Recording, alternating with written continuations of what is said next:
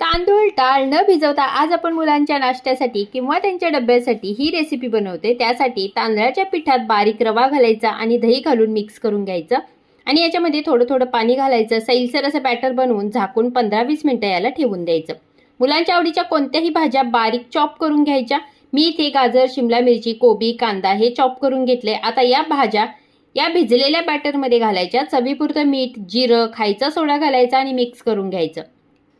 आप्पे pan गरम करून घ्यायचं, याला आपल्याला तेल लावून घ्यायचं आणि हे बॅटर आप्पे पॅनमध्ये घालून वरती झाकण लावायचं आणि एक साईड भाजल्यानंतर दुसरी बाजू सुद्धा पलटी करून भाजून घ्यायची।